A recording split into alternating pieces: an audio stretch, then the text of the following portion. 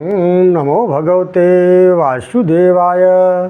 पड़ा सत्संग का दरिया, नहा लो जिसका जी चाहे।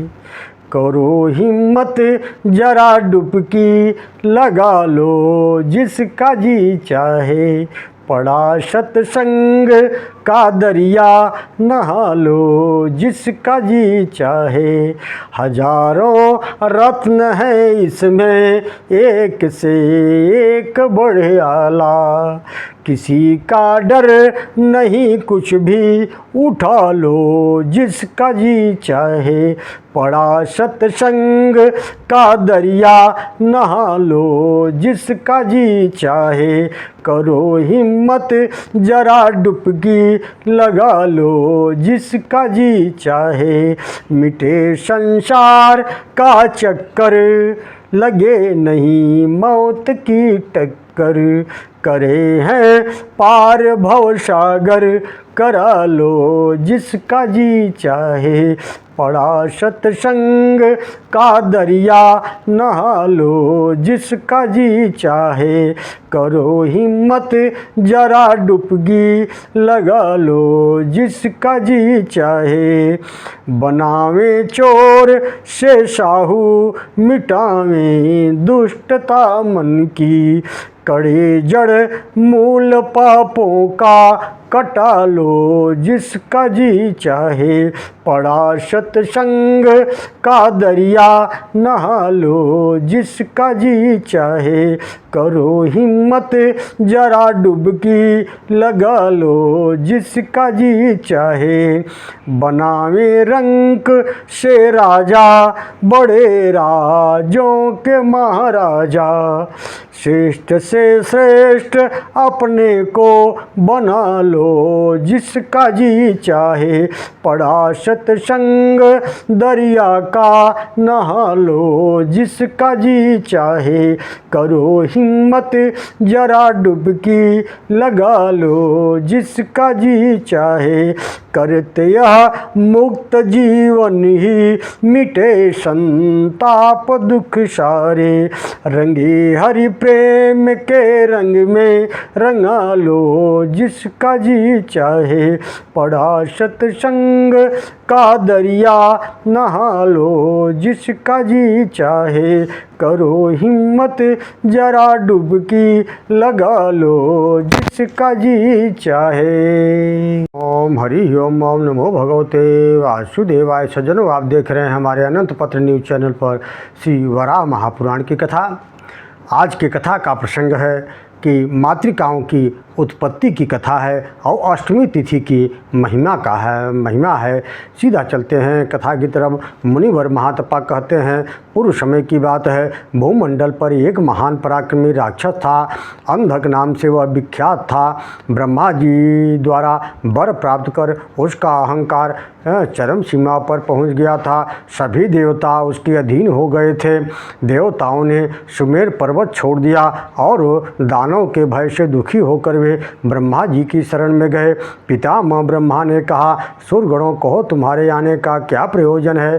तब देवताओं ने कहा, हे जगतपते, आप चतुर्मुख जगत पितामह हैं, आपको हमारा नमस्कार है। अंधकासुर के द्वारा हम सभी देवता महान दुखी हैं, आप हम सबकी रक्षा करें। ब्रह्मा जी बोले, हे श्रेष्ठ देवताओं, अंधकारसुर से रक्षा करना मेरे बस की बात नहीं है।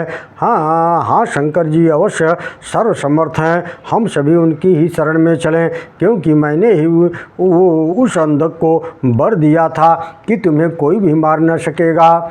पराक्रमी असुर को शत्रुओं के संहार करने वाले भगवान शंकर ही मार सकते हैं। इस प्रकार कहकर ब्रह्मा जी सभी देवताओं को साथ लेकर भगवान शंकर के पास गए। उन्हें देखकर भगवान शंकर ने कहा, आप सभी देवता किस कारण यहाँ आए हैं, आप शीघ्र बताएं, जिससे मैं आप लोगों का कार्य संपन्न कर दूं। इस पर देवताओं ने कहा, भगवान दुष्ट चित्त महाबली अंधकासुर से आप हमारी रक्षा करें। अब अभी वे ऐसा ही कह रहे थे कि विशाल सेना लिए अंधकासुर वहीं आज पहुंचा।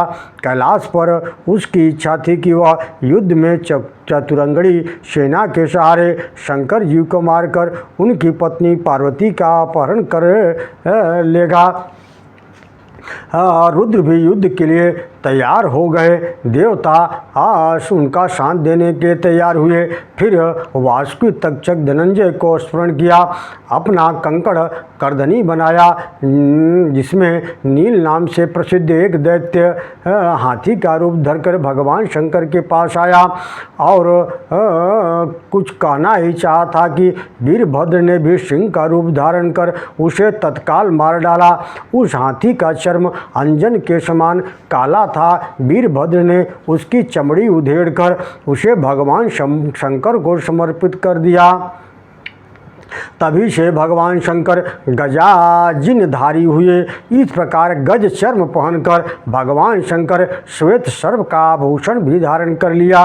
फिर हाथ में त्रिशूल लेकर अपने गणों के साथ उन्होंने अंधकासुर पर धावा बोल दिया। अब देवता एवं दानों में भीषण संग्राम प्रारंभ हो गया। यह स्थिति देखकर नारद जी तुरंत भगवान नारायण के पास गए और बोले, भगवान, कैलाश पर देवताओं का दानवों के साथ घोर युद्ध होने लगा है। यह सुनना था कि भगवान जनार्दन भी हाथ में चक्र लेकर गरुड़ पर बैठे युद्ध स्थल में पहुंचकर दानवों के साथ युद्ध करने लगे। जब देवताओं की शक्ति समाप्त हो गई तो स्वयं भगवान रुद्र अंधकासुर के सामने गए और उसके साथ उनका रोमांचकारी युद्ध प्रारंभ हो गया। प्रभु ने दानों पर त्रिशूल से प्रहार किया। फिर तो घायल हो जाने पर अंधकासुर के शरीर से जो रक्त जमीन पर गिरा, उसी से दूसरे असंख्य अंधकासुर उत्पन्न हो गए। ऐसा अत्यंत आश्चर्यपूर्ण दृश्य देखकर भगवान रुद्र ने प्रधान अंधकासुर को त्रिशूल के अग्रभाग से बांध दिया और उसे लिए हुए नाचने लगे। शेष मायामय अंधकासुर को भगवान विष्णु ने अपने चक्र से काट डाला। शूल से प्रोत प्रधान अंधकासुर के शरीर से रक्त की धाराएं अब भी निरंतर प्रवाहित हो रही थी। अतः रुद्र के मन में भीषण क्रोधाग्नि भड़क उठी, जिससे उनके मुख से अग्नि की ज्वाला बाहर निकलने लगी। उस ज्वाला ने एक देवी का रूप धारण कर लिया, जिसे लोग योगेश्वरी के नाम से जानते हैं। इसी प्रकार भगवान विष्णु ने भी अपने रूप के सदृश ज्वाला द्वारा अन्य शक्तियों का निर्माण किया। ऐसे ही ब्रह्मा, कार्तिकेय, इंद्र, यम, वराह, महादेव, विष्णु और नारायण, इनके प्रभाव से 8 मातृकाएं प्रकट हो गई। जब हरि ने पृथ्वी का उद्धार करने के लिए वाराह का रूप धारण किया था, उस समय जिन्हें अपनाया वे वाराही हैं। इस प्रकार ब्राह्मी, कौमारी, वैष्णवी, वाराही, यमी, योगेश्वरी, माहेश्वरी और माहेंद्री, ये 8 मातृकाएं हैं। क्षेत्रज्ञ हरि ने जिनका जिस कारण से निर्माण हुआ था उनका वही नाम रख दिया। ऐसे ही काम, क्रोध, लोभ, मोह, मद, मात्सर्य, पय, शून्य और असूया, इनकी 8 शक्तियाँ मातृका नाम से प्रसिद्ध हुई। काम योगेश्वरी, क्रोध माहेश्वरी, लोभ वैष्णवी और मद माहेश्वरी, मोह कौमारी, मात्सर्य इंद्राणी, पैशून्य यमदंडधरा और असूया वाराही नाम से कही गई हैं। ये कामादिगण भी भगवान नारायण के शरीर से शरीर कहे जाते हैं। अंधकासुर के मातृदेवियों के प्रयास से अंधकासुर की रक्त धारा का प्रवाह सूख गया, उसकी आसुरी माया समाप्त हो गई। फिर अंधकासुर भी सिद्ध हो गया। हे राजन, मैंने तुमसे यह आत्मविद्यामृत तत्व का वर्णन किया है। मातृकाओं की उत्पत्ति का यह कल्याणकारी प्रसंग जो सदा सुनता है, ये माताएं उसकी प्रतिदिन रक्षा करती हैं। हे राजेंद्र, जो मुख से इन मातृकाओं के जन्म चरित्र का पाठ करता है, वह इस लोक में सर्वदा धन्यवाद का पात्र माना जाता है। अंत में उसको भगवान शिव के लोक की प्राप्ति हो जाती है। महाभाग ब्रह्मा ने उन मातृकाओं के लिए उत्तम अष्टमी तिथि प्रदान की है। मनुष्य को चाहिए कि इस तिथि में बिल्व पत्र के आहार पर रहकर भक्तिपूर्वक सदा इनकी पूजा करे। इससे परम संतुष्ट होकर ये मातृकाएं उसको कल्याण एवं आरोग्य प्रदान करती हैं।